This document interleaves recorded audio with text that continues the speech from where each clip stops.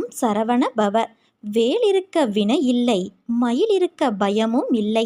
இனிப்பான நிகழ்வுகள் எல்லாம் உன் இல்லத்தில் நடக்கப் போகிறது. உன் மனவழியை போக்கி உன் முகத்தில் புன்னகையை மலரச் செய்யும் செய்தி ஒன்று உன்னை தேடி வரும். இந்த நொடியை என்னிடம் ஒப்படைத்துவிட்டு மகிழ்ச்சியாக இரு என் குழந்தையே. ஏன் இவ்வளவு அவசரம் உனக்கு?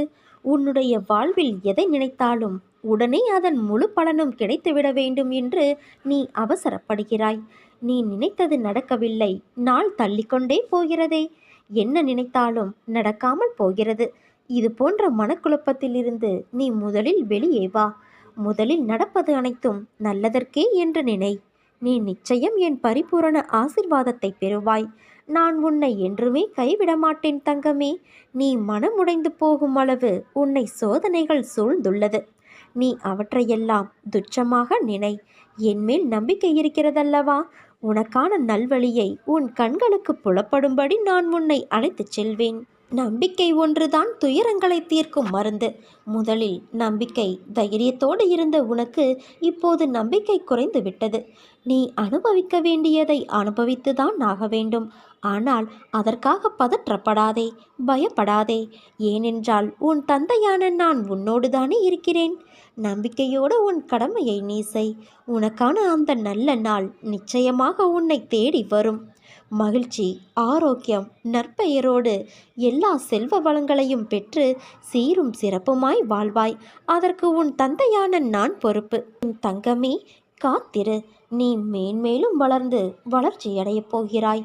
யார் யாரெல்லாம் உன்னை வெறுத்தார்களோ, யார் யாரெல்லாம் உன்னை உதாசீனப்படுத்தினார்களோ, யார் யாரெல்லாம் உன் நம்பிக்கையை கெடுத்தார்களோ அவர்களை பற்றி இனி ஏதும் கவலைப்படாமல் இரு.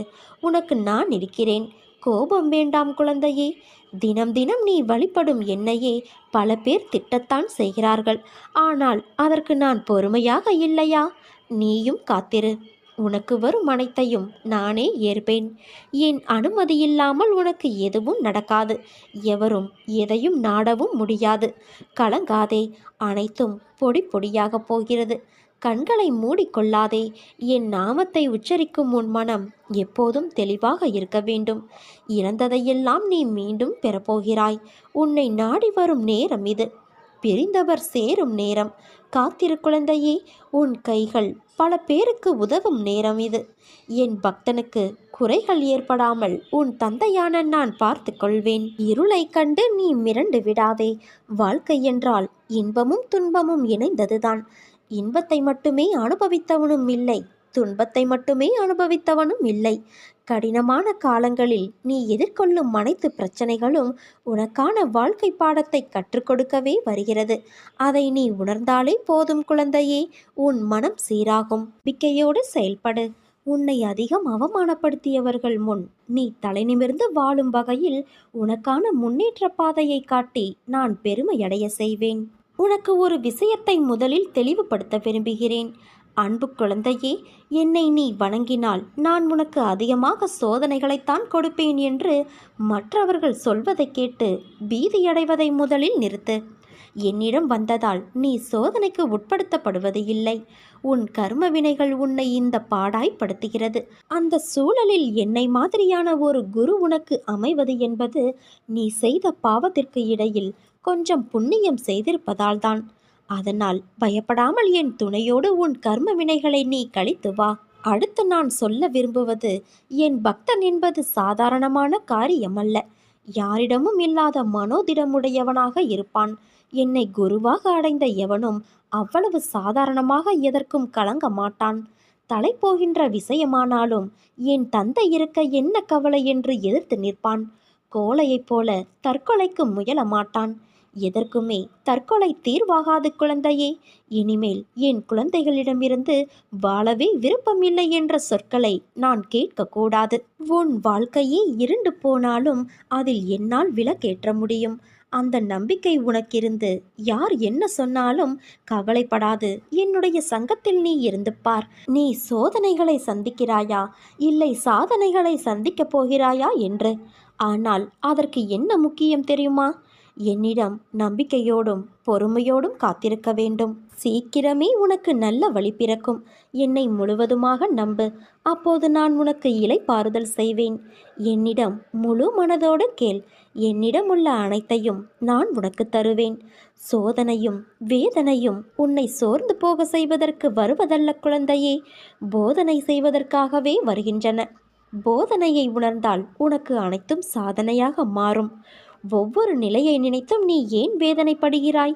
பிள்ளை நலனை நினைத்த வேதனை, இழந்து போனதை நினைத்த வேதனை, நோக செய்பவர்களை நினைத்த வேதனை.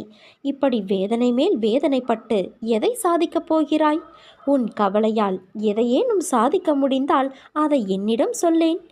கவலை என்பது உன் மனதை என்பால் திரும்பாமல் கட்டி வைக்கின்ற வலை. முதலில் இந்த வலைக்குள் இருந்து நீ வெளியே வா. அப்போது என் அனுக்கிரகம் உனக்கு முழுமையாக கிடைக்கும். என்னுடைய அனுக்கிரகத்தாலேயே உனது கிரகம் சரியாகும். ஒரு முறை இருமுறை விழலாம். ஆனால் நீ எழுந்து நின்று விட்டால் உன்னை வீழ்த்த வரும் எந்த ஒரு எதிர்மறையையும் உனக்கு நேர்மறையாய் அமையும். கீழே விழுவதை பற்றி கவலை கொள்ளாதே. தோள் கொடுத்து தாங்கி அரவணைக்க உன் தந்தையான நான் இருக்கிறேன். தன்னம்பிக்கையோடு எதையும் எதிர்கொள் குழந்தையே. நான் வரவில்லையே என்று நீ கவலைப்படாதே. நீ எவ்விதம் நினைக்கிறாயோ அந்த விதத்தில் நான் உன்னிடம் வந்து கொண்டுதான் இருக்கிறேன். ஆனால் அதை உன்னால் தான் உணர முடியவில்லை. என்னுடைய பக்தர்களின் ஒவ்வொரு செயலும் வாழ்க்கையின் ஒவ்வொரு நிகழ்ச்சியும் என்னாலேயே கவனிக்கப்பட்டும் உருவாக்கப்பட்டும் வருகிறது. என்னிடம் பூரண சரணாகதியடைந்த பக்தர்களிடம் உன்னுடைய எல்லா பொறுப்புகளும் என்னுடையவை, உன்னுடைய எல்லா காரியங்களையும் நானே முன்னின்று நடத்துகிறேன் என்று கூறியுள்ளேன். பிரார்த்தனை நல்லதுதான், அது பக்தியை அதிகரிக்கச் செய்யும். ஆனால் என் பக்தனுக்கு எது நன்மையோ அதை மட்டுமே நான் அளித்துள்ளேன். பிரார்த்தனைகளை விடுத்து என்னிடம் பூரண சரணாகதியடைந்து பார். மற்றதை உன் தந்தையான நான் பார்த்து கொள்கிறேன். உன் மனவேதனைகள் மிக விரைவில் உன் மனதை விட்டு மறைந்து சென்றுவிடும். நீ நினைக்கும் அனைத்தும் நிறைவேறும். சங்கடம் கொள்ளாதே குழந்தையே. உனக்கு துணையாக உன் தந்தையான நான் எப்போதும் இருக்கின்றேன். நீ விதைத்த நல்ல செயல் என்ற விதைகள் விருட்சமாக வளர வேண்டிய நேரம் வந்து விட்டது. அது கனி கொடுக்கும் காலம் மிக அருகில். அதை என்னோடு சேர்ந்து ருசிக்க நீ தயாராக இரு. உன் குடும்பம் என்றும் சீரும் சிறப்போடும் இந்த தந்தையின் ஆசிர்வாதத்தில் வாழையைப் போல குலை தள்ளி தலை தோங்கப் போகிறது. அவசரப்பட்டு செய்யப்படும் செயல்கள் எதுவும் அந்த இலக்கை சென்று சேர்வது இல்லை. நடந்ததையே நினைத்து கொண்டு இருக்காமல் நடக்கப் போவதை பற்றி யோசித்துப்பார். முயற்சி என்பது ஒரு விதை போல. அதை நினைத்து விதைத்து கொண்டே இருக்க வேண்டும். அதில் சில விதைகள் வளரும், சில விதைகள் மண்ணுக்கு உரமாகிவிடும். இதுதான் உலக நியதி. நடக்கும் விஷயங்கள் எதுவும் நம் கையில் இல்லை என்றாலும் நாம் விடாமுயற்சி செய்து கொண்டே இருந்தோம் என்றால் நாம் கண்டிப்பாக சரியான இலக்கை அடையலாம். அதை அடைவதற்கு அவரவர்களுடைய கடமையை செய்வது மட்டுமே பிரதிபலனாகும். பிரதிபலனை ஏதும் எதிர்பார்க்காமல் செய்யும் கடமை கடவுளை நெருங்குவதற்கான ஒரு வழி. பொறுமையும் நம்பிக்கையும் இருந்தது என்றால் நம் வாழ்க்கையில் எல்லா இன்பமும் நம்மை தேடி வரும். பிரச்சனையை பார்த்து பயந்து ஓடாதே. அந்த இறைவனின் மேல் பாரத்தை போடு. உன் தந்தையான என் மேல் போடு. வரும் பிரச்சனைகள் எல்லாம் வந்த வழியிலேயே ஓடிவிடும். என் செல்ல குழந்தையே, கடந்து போனதை குறித்து கவலைப்படாதே. அது கடந்து போனதே எதிர்காலத்தில் நீ கவலைப்படக்கூடாது என்பதற்காகத்தான். என் குழந்தையின் நலன் ஒன்றே என் குறிக்கோள். அதற்காக நீ சோதனைக்கு உள்ளாக்கப்பட்டாலும் உன் எதிர்கால வாழ்வு வளமானதாக அமையும். இது உன் தந்தையான என்னுடைய சத்திய வாக்கு. உன்னுடைய மனதிற்கு நிம்மதியை தரும் மாற்றங்கள் தான் இப்போது உன் வாழ்வில் நடந்து கொண்டிருக்கின்றன. விரைவில் உன் மனம் எதிர்பார்த்த அந்த நிம்மதியான வாழ்வை நீ வாழப்போகிறாய். இல்லத்தில் உள்ள பிரச்சனைகள் முடிவுக்கு வரும். உன் உள்ளத்தில் அடுத்து என்ன செய்ய வேண்டும் என்ற தெளிவான சிந்தனை பிறக்கும். நீ நினைப்பது போல விடிவு காலம் என்பது திரைப்படங்களில் வருவது போல ஒரு நொடியில் மாறும் அதிசயமல்ல. உன் விடிவு காலம் ஏற்கனவே ஆரம்பிக்கப்பட்டுள்ளது. உன்னை வழி நடத்துவதன் மூலம் நான் ஏற்கனவே அதை செயல்பாட்டில் கொண்டு வந்துவிட்டேன். அதன் முன்னேற்றம் உன் கண்களில் இப்போது தெரியவில்லை. அதனால் நீ ஒன்றும் நடக்கவில்லை என்கின்றாய். நீ அறியாமலேயே சமீப காலமாக பல்வேறு துன்பங்களிலிருந்து உன்னை காப்பாற்றியிருக்கிறேன். அதேபோல தொடர்ந்து காப்பேன். விடியல் ஆரம்பமாகிவிட்டது குழந்தையே, ஏற்கனவே ஆரம்பமாகிவிட்டது. அதை நீ உணரும் தருணம் விரைவில் வரும். உனக்கான காலமும் நேரமும் கைகூடி வந்துவிட்டது. இனி தடையின்றி சுப காரியங்கள் நடக்கப் போகிறது குழந்தையே. காலம் மாறுகிறது. உன் துயரமான வாழ்க்கை இத்தோடு மாறிவிட்டது. லட்சியத்தை நோக்கி அசைக்க முடியாத உறுதியோடும் பொறுமையோடும் செயல்பட்டால்தான் நீ வெற்றி பெறுவாய். நீ பிறருக்கு செய்யும் தன்னலமற்ற நன்மை என்ற ஒன்றினால் உன்னுடைய கருமாக்களை நீ கரைந்து போக செய்ய முடியும். நீ ஒரு அடி எடுத்து வைத்தால் உனக்காக நான் 100 அடி வைப்பேன். இதை நீ நடைமுறைப்படுத்திப்பார். உன் பிரச்சனைகள் விரைவில் தீர்ந்துவிடும். நான் உனக்கு அடிக்கடி கூறுவது, நீ செய்யும் எந்த காரியத்திற்கும் பலனை எதிர்பார்த்து செய்யாதே என்று. பிறகு அவர்களுக்கு நான் என்னவெல்லாம் செய்தேன், ஆனால் அவர்களோ எனக்கு தீங்கு இழைத்து விட்டார்கள் என்று புலம்பாதே. அவரவர்கள் செய்யும் செயல்களுக்கான பலனை அவர்கள் நிச்சயமாக அனுபவிப்பார்கள். விவேகத்தை கடைப்பிடி. தெய்வ பக்தியோடு நீதிக்கு கட்டுப்பட்டு வாழ முயற்சி செய். இதனால் நீ என்றும் தாழ்ந்து போக மாட்டாய். தீமையை சகித்துக்கொள். இதனால் பாவக்கணக்குகள் ஒவ்வொன்றாக கழிந்து முடிவுக்கு வந்துவிடும் என்பதை புரிந்து கொள். துன்ப நிலை மாறி இன்ப நிலையை நீ அடையப் போகின்றாய். உன் நிலையை நான் மாற்றியமைப்பேன். உன் கரத்தை பலப்படுத்துவேன். நீ நம்பிக்கையோடு காத்திரு. இது நிச்சயம் நிறைவேறும். உனக்கான இலக்கை நோக்கி நீ போய்கொண்டே இரு என் குழந்தையே. உனக்கு துணையாக உன் அன்னையான நான் என்றும் இருப்பேன். உன்னை பாதுகாத்து கரை சேர்ப்பது என் பொறுப்பு. நீ தன்னம்பிக்கை மட்டும் விட்டுவிடாதே. உன்னை ஏளனமாக பார்த்து நகைத்தவர்கள் முன்னிலையில் நீ கொடியாய் உயர்ந்து நிற்கப் போகிறாய். உன்னை தாங்கும் கம்பாக நான் என்ற உன்னிடத்தில் உன் அன்னையான என்னை நீ என்ற சொல்லுக்கு அர்த்தம் கண்டாயோ, அந்த நொடி பொழுதிலிருந்தே உனக்காக நான் இருக்கிறேன். அதற்கு முன்பும் சரி, அதற்கு பின்பும் சரி, என் உயிராய் நீ இருக்கின்றாய்.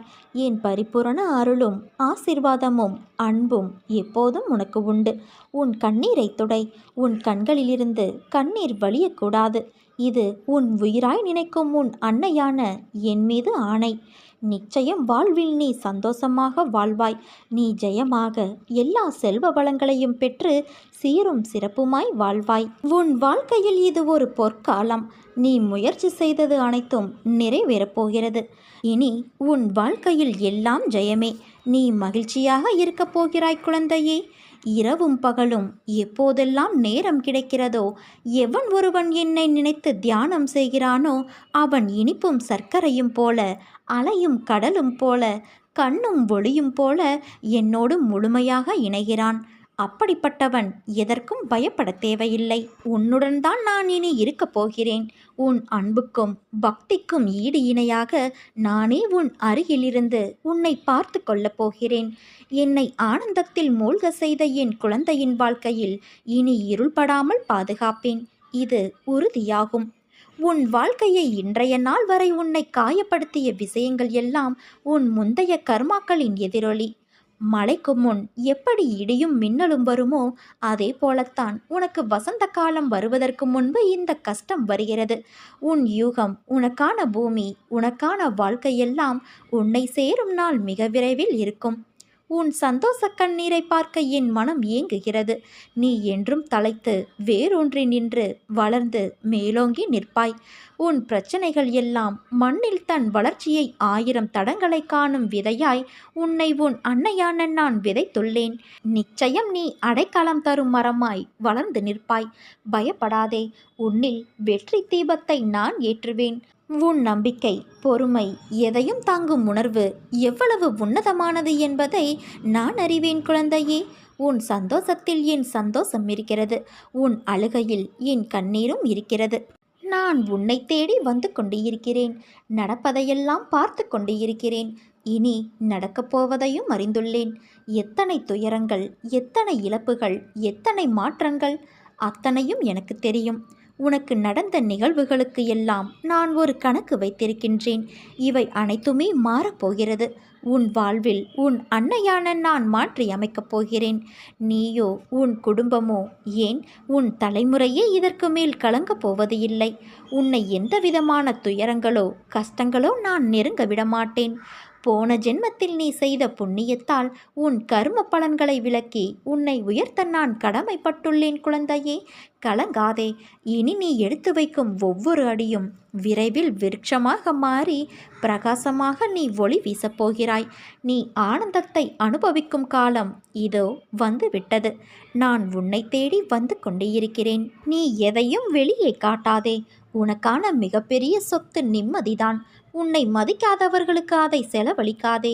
மதிப்பு, மரியாதை மற்றவர்களுக்கு எப்படி கொடுக்க வேண்டும் என்பதை நான் அவர்கள் மொழியில் புரியும்படி செய்து காண்பிப்பேன்.